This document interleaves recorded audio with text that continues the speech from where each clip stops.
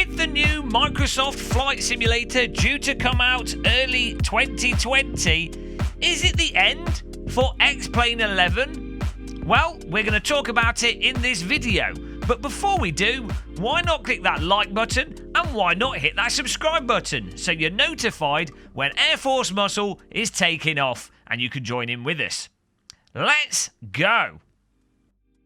Right, I've loaded into my current favourite flight simulator, Xplane 11. I should say general aviation flight simulator. I mean, there's not much combat in this. We're at Rochester Airport, an airport that I believe should really be called Chatham Airport, because it's not really Rochester. This is in Chatham. But let's throttle up. Let's get the flaps down a bit. Throttle up and off we go. No toilets, unfortunately, on this aircraft, so if you need to go, it's too late. Just make use of the sick bag, I guess.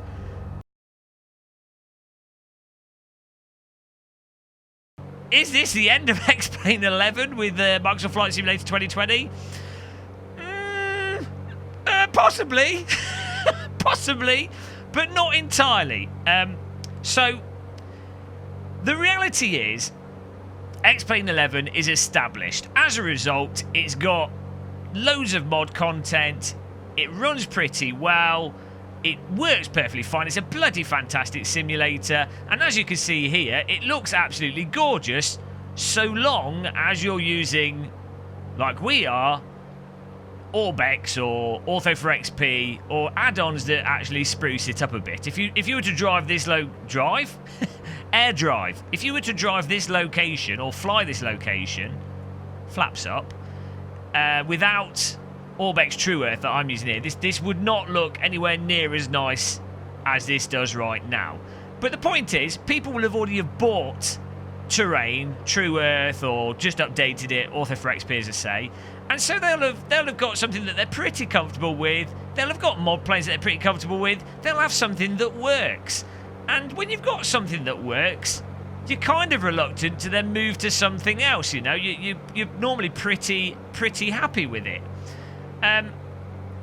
So, even if, and having played Microsoft Flight Simulator 2020 myself, even if that actually, well, it actually looks better than Orbex True Earth, and it has that for most of the planet, even with that in mind, there's still a compelling reason that people have to boot up Xplane 11, get in and fly it.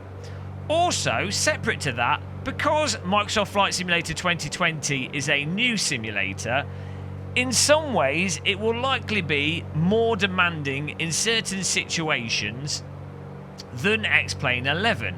By demanding, I mean graphically demanding. So, for many people that maybe have lower end systems or have again got used to Xplane 11, tweaked the systems and got it running absolutely ideally, they might not, at least initially, want to ditch that to jump into Microsoft Flight Simulator 2020.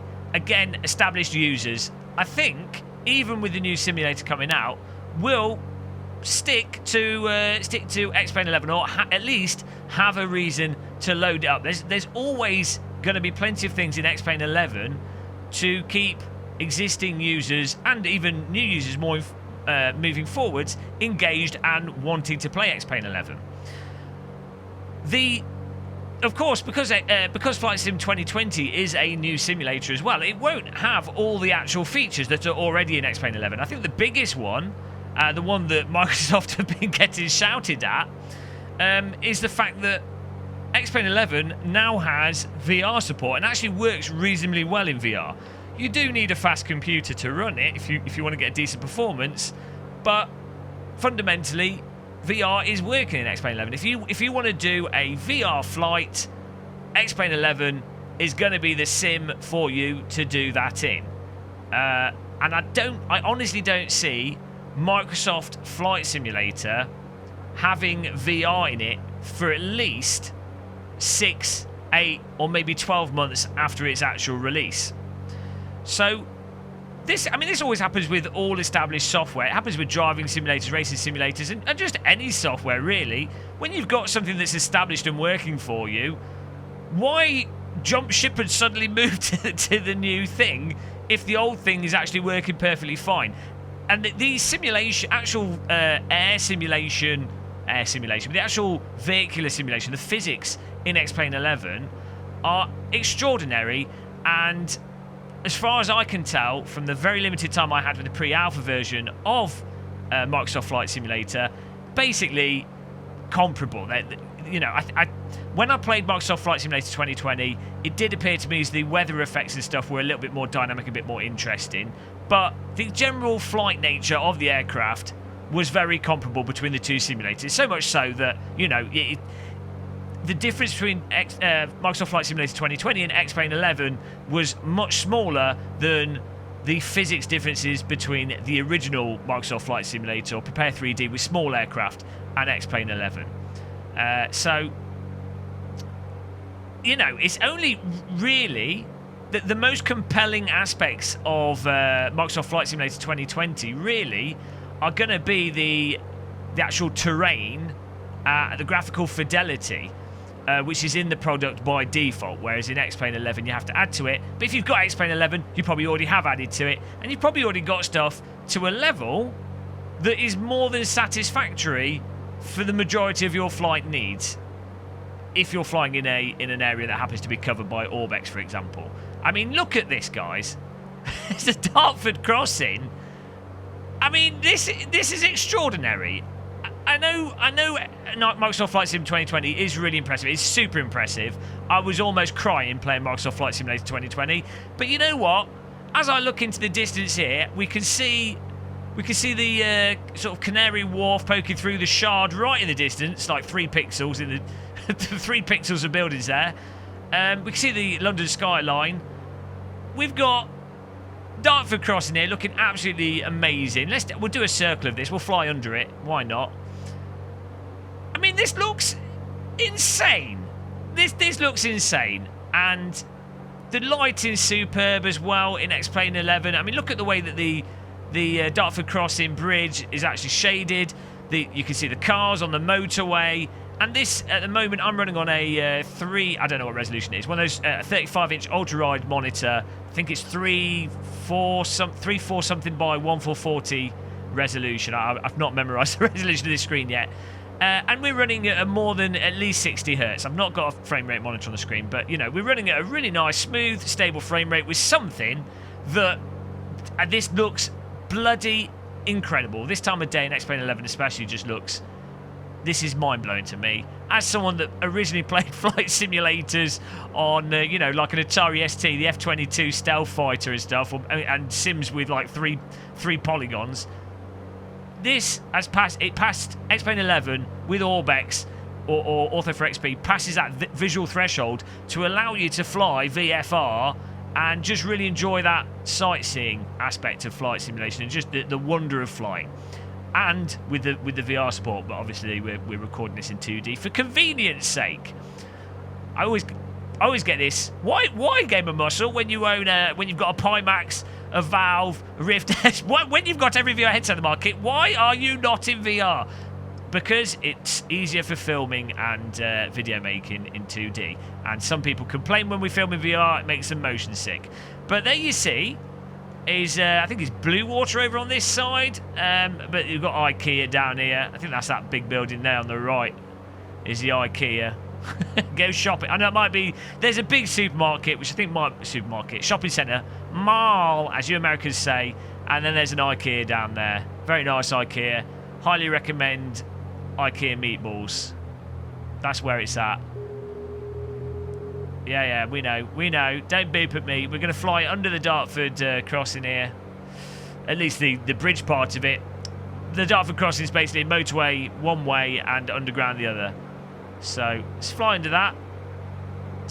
This is, if I didn't say, this is the River Thames, which obviously goes through London, which is, we'll land at London City. There we go, flying to there. I believe this building on the left, or some of the buildings down here are like actually waste disposal senders. It might not be that one on the left. It could be that one on the left. It might be why they've modelled it specifically in this. It is a famous one. They burn the waste and convert it into electricity. I forgot the name of it. Someone in the comments will know the name of it, and that is that. So, let's get some more altitude here. I mean, it's absolutely breathtaking. I mean, the really standout thing I think that will happen with Microsoft Flight Sim 2020, and what you already notice, is it's definitely going to be bringing new people into flight simulators. Obviously, a large part of that is because it just looks absolutely bloody amazing, and you can't deny the terrain, the aspect of having all the global terrain using the Bing Maps data and additional data that they've licensed so that you can fly anywhere and fly over your house anywhere. That aspect obviously is massively compelling, and massively compelling for people that aren't really necessarily into flight simulators or into planes or plane physics and stuff, or aren't necessarily planning to learn to fly. That aspect of it is going to just bring a huge audience to flight simulators. Then on top of that, you have the fact that it's Microsoft are obviously going to be marketing it very heavily, and it's very likely that it's going to be on the consoles as well as PC, which is a huge thing for simulators. As a PC gamer myself, obviously my interest is really in consoles, but you can't deny consoles are where the market is. There's a reason when you look at the driving simulator side of things. I know this is a flight sim video, but when you look at the driving simulator side of things, you'll be like, oh, 250,000 people have bought X PC driving simulator, and you think, oh, that's quite a healthy number of people. 500,000 people have bought it. I think that's quite a healthy number of people. And then you look at sales on console and stuff like Project Cars 2. It's like, oh, 1 million people have bought it, or 2 million people are playing GT Sport. The numbers are just on another level to what you get on PC, and that is what is going to happen with the flight simulators when you have the new Microsoft Flight Simulator on console as well as PC, combined with the advertising, combined with that innate appeal of find your house in the game, fly over it, and then the fact that with the world being scanned, you have a real exploratory aspect to Microsoft Flight Sim 2020 that's just in the game by default. You don't have to download or mod it or know what you're doing with flight sims. You can just load it up and you'll be able to explore. Again, exploring is something that's innate to everyone. In the same way that Minecraft, that whole sort of survival build a den thing, is innate to everyone. You might really hate Minecraft, its graphical style, the actual gameplay, but you can't hate on the fact that it has an innate aspect to it that anybody enjoys, regardless if they like games or not. That's something that can definitely be said for the new Microsoft Flight Simulator. You could argue you could still do that in Prepare 3D or Xplane 11, but you have to know about what to get. You'd have to set it up, so for Xplane 11 to really work and really execute its USPs and the reasons why people play it, you kind of have to be a flight sim fan. You kind of have to know what you're doing to some extent. You have to have a PC. You know what I'm saying here. So look at that, guys. Millennium Dome. We're just flying over London City. There's the EDXL Centre, is it? They're currently doing a games trade show in there at the moment. Not in the game, because that would be insane. We could land in the building, get out, and play the game in the building again. Flight sim inception. Also, Formula E are planning to do an event where they will have the track go through the building, which is be cool. Actual Formula cars outside and inside. It'll be the first ever proper car race that I'm aware of where it'll be both indoors and outdoors. For those of you that watched 90s TV growing up, it's going to be like a full-scale fun house. I expect to see the Formula E drivers grabbing tokens, which they can then hand over to some hot twins for prizes. I've just dated myself. I am indeed old. Well, forget landing at London City. We're going to fly over London here, and we're going to land at Heathrow, I think. That's the next choice. Look at this, guys. So beautiful. You can see the Gherkin, you can see the Gherkin there in the middle. Got the Shard, the Millennium Eye, the Houses of Dysfunction. Ah, amazing. Walkie-talkie. Is the walkie-talkie represented? There it is. Incidentally, guys, there's a free Sky Garden thing in the walkie-talkie. There's a St Paul's Cathedral. We've got the MI6 building should be down there. I think that's that there. Secret. Top secret. Everybody knows about it. So obviously they won't be doing that much secret stuff in there. They'll do that in a building no one knows about, obviously. But look at, so this is Orbex True Earth, as I say. Amazing. Absolutely amazing. This is available to play now, for you now. You can do it now. You do need a fast PC if you're going to run it with this amount of detail and have it run at a nice frame rate. But, you know, that in and of itself, I think is fantastic. Even without Microsoft Flight Sim 2020 out, you can get something pretty damn close to that experience. For those of you, there's a BT Tower. I'm just doing a London tour. BT Tower over there. Used to have in the 70s, you could go up there and have a meal. Rotating top. Hardly the Seattle Space Needle, but London's downgraded and slightly rubbish equivalent. You can't go in it anymore. There we've got... we should have Buckingham Palace is just there. There you go. Beautiful tour. We're flying towards London Heathrow, which is right ahead of us in the distance. Look at that. Look at the draw distance, guys. It's insane. Xplane 11 is just amazing. So just beautiful, especially with some updates. Battersea Power Plant. There you go. True excitement. And there's the Battersea Park. They did a Formula E race around there about 2 or 3 years ago, I think.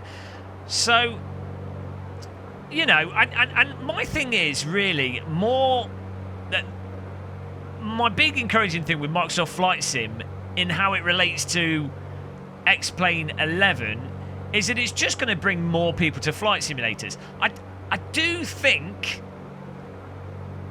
in terms of actual player numbers, partly because Xplane is cross-platform, as I say, but if the general feature set is in Microsoft Flight Simulator 2020, and it's got the missions and everything else, I could see how personally I'll be like, why load up Xplane 11 if it's in Flight Sim 2020 combined with the environment, plus it likely having missions, plus everything else that they're adding to it. So over time, I think it might get harder and harder, even for Xplane 11 fans and people with Xplane 11 that's updated and modded and stuff. It's going to get harder and harder for them to justify playing Xplane 11 over Flight Sim 2020. So over time, unless something significant happens to Xplane 11, or Flight Sim 2020 doesn't actually ever do VR, or it has some other issue which we don't know about yet, bear in mind it's not out yet, maybe Xplane 11 is a bit numbered. Goodbye Xplane 11. But what we found with other simulators is even when 90% or 70% of the audience are playing another simulator, something that's good at its core will trundle along. I mean, people, again, bringing up driving simulators here, people still play Live for Speed. People still play Automobilista. With the flight sims, people have been playing the original Microsoft Flight Simulator. They still play it. People have been playing Prepare 3D and didn't want to move to Xplane 11 because they'd modded that up, you know, so there's a trundling along, and I think more people play Xplane 11 now than the other flight simulators in general. But even then, they will go back and play Prepare 3D for the specific thing that they do in that sim that you can't get in the other sim. Because simulators are so vast and there's so many features to them, you're always, as a hardcore player, you're always going to have a reason to play that other sim, even if it's not in totality as good as the new simulator. Either way, it's going to be really exciting to see how long the shiny new game thing lasts with the new Microsoft Flight Simulator, and if at its core it does absolutely wipe out Xplane 11. If I was to put like a percentage on it, I think that we're sort of I would say there's a 70% chance that the new Microsoft Flight Simulator will destroy Xplane 11. Probably not destroy it, you know. Strong words there. A YouTuber, I've got to use strong words. But I think it will likely replace Xplane 11 as the sort of go-to friendly flight sim. And when I was playing Flight Sim 2020, as I said in a previous video, something that really stood out to me with it was the fact that it looked like it would really accommodate new players, introduce them to flight sims, and be a lot more user-friendly to just jump in and play compared to Xplane 11. And to give credit to Xplane 11, Xplane 11 is one of those sims where it really made it a lot easier to get into things compared to some of the other simulators out there. Not necessarily in terms of UI and stuff, but in terms of just how well it run, what it was like out of the box without modifications compared to the other simulators, and then just general features and how easy it is to get mods and stuff into it. But we're lining up nice and easy here. London Heathrow, absolute beast of an airport. Probably just going to land into an incoming aeroplane because I didn't I didn't bother checking or anything. Look at all these details. Look at all these lights. I really like dusk and early morning in Xplane 11 because you just get all these little point lights, which I find help make things just look a lot more detailed and really draw you into the sim. Do we get any ground effect from this? Pull up a bit. Not quite sure how low down the gears are on this plane. There it is. It's really weird when you go from like a 747, where you basically feel like you're landing a skyscraper, to when you land Cessnas and stuff, where the wheels can be quite low down on the aircraft, or you're quite low down. It feels like you're grazing your bottom of the plane on the runway. So yeah, you know, there we go, guys. That's my rounded view as we taxi into the duty free. That's my rounded view on if Xplane 11 will survive Microsoft Flight Sim 2020. I think in the short term it will, but in the long term, the new Microsoft Flight Simulator, I think, is going to murder Xplane 11. Let me know what you think in the comments, guys. It's going to be interesting. I'll put a contentious thumbnail on this, which you'll have already seen, so I'm embracing those likes and dislikes. It depends how rowdy the Flight Sim guys are. Probably, I don't think they're as rowdy as the driving sim guys. They're more chilled out Flight Sim people. There's look at that. We've got a little service vehicle there. How it's so cool. I absolutely love Xplane 11, and also, as I say, Orbex True Earth. We've got the whole of UK here, but you can buy it in like 4 chunks: Midlands, South, North. Orbex True Earth really does visually transform Xplane 11 as well, especially with its airports and the photo terrain and the buildings and everything. Amazing. Let's just park in one of these. Why not?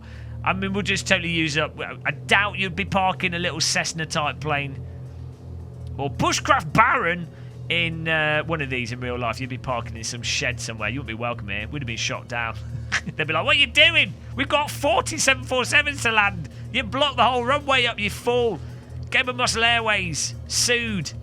But it's all right. I'm above the law because I'm in a plane and the law only operates on the ground. And I'm good at dodging missiles. But there you go, guys. There's our fuel tanker. Don't forget, if you haven't yet, click the like button. Let me know in the comments what you think. Let me know if you want to see more flight sim content on this channel. I love flight simulators. Just for me, it's just super chill compared to driving simulators. But until the next one... That's like a bit of a Jaws moment there. If you zoom in on the window, there's an naked person in there. Until the next one, guys. Happy tea drinking. And goodbye.